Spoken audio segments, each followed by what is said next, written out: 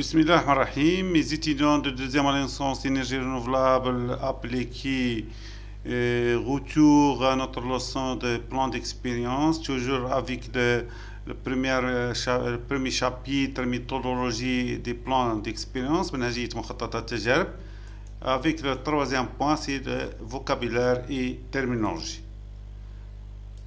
Premièrement, l'expérience, se divise en deux types.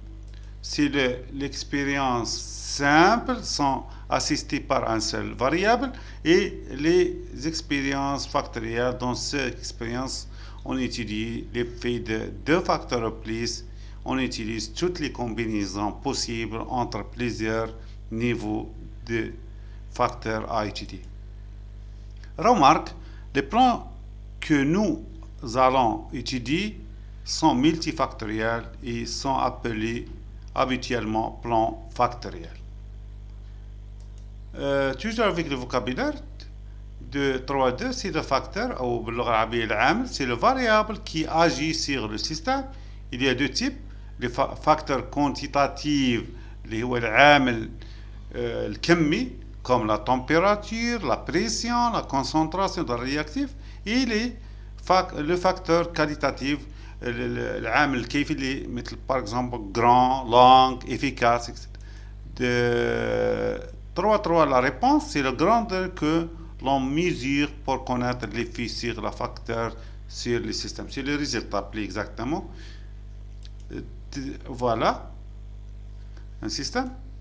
On a des facteurs non contrôlés. Le facteur contrôlé sont les facteurs contrôlés, c'est le paramètre mesurable et réglable indépendamment. C'est comme je dis, il y a deux types, quantitatifs et qualitatifs. Quatrièmement, c'est le niveau. Le mustawa, c'est la valeur donnée à un facteur pour réaliser un essai. Par exemple, les valeurs données aux températures de réaction, 75 ou 95 degrés Celsius par exemple. Lorsque étudie l'influence d'un facteur en général, on limite ces variations entre deux bornes. La borne inférieure est le niveau bas, la borne supérieure est le niveau haut. Quatrième point, démarche d'étude, une notion de base sur le plan factoriel. Les 6 étapes de la méthode. Premièrement, définir l'objectif et sa mesure et formaliser le problème à résoudre. Deuxième point, sélectionner, c'est-à-dire repérer et classer les paramètres influents et fixer leur modalité, c'est-à-dire le niveau المستوى تاع كل عامل, et sélectionner leur interaction. Troisième point, c'est choisir le plan, c'est-à-dire dans notre cas, c'est le plan factoriel complet par exemple. Quatrième point, réaliser les essais. Cinquièmement, analyser les résultats. Et sixièmement, conclure et optimiser. Quelques types de plans d'expérience. Il existe plusieurs types de plans d'expérience. Par exemple, les plans complets. Cette stratégie consiste à tester toutes les combinaisons de paramètres sélectionnés. Par exemple, le plan factoriel complet, traité ici, راح نعالجوها في هذه الحصة. Les plans réduits, cette stratégie consiste à tester une partie de toutes les combinaisons de paramètres.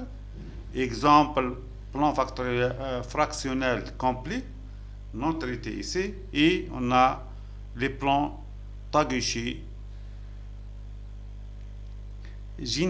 Taguchi a proposé une sélection de plans réduits non traités ici encore.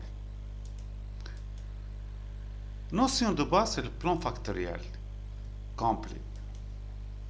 Plan factoriel complet sont des plans dans lesquels les traitements sont constitués de toutes les combinaisons possibles de niveaux des facteurs impliqués dans l'expérience.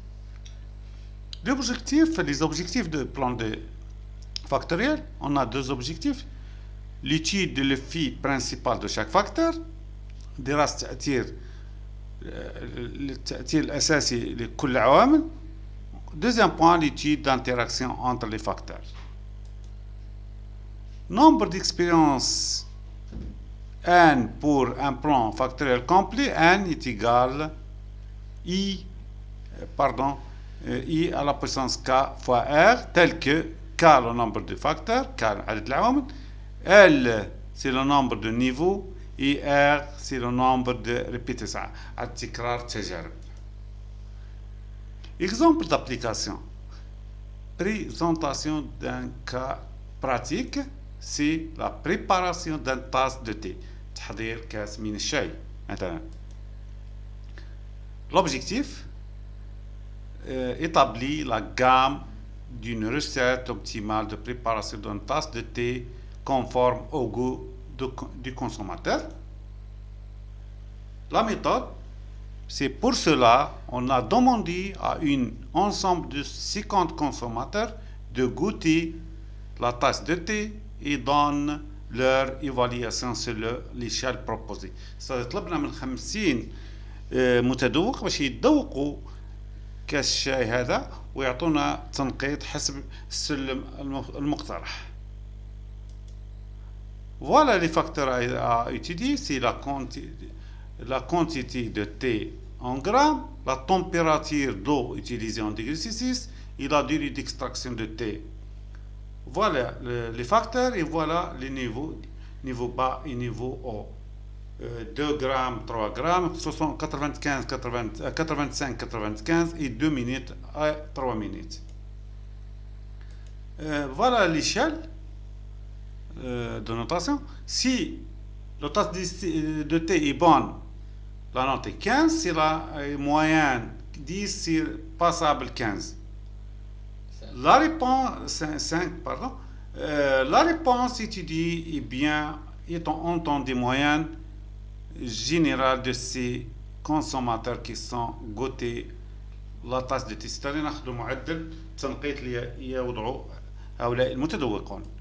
Voilà les réalisations et interprétations des essais. Voilà le tableau et voilà les notes données par les 50 consommateurs.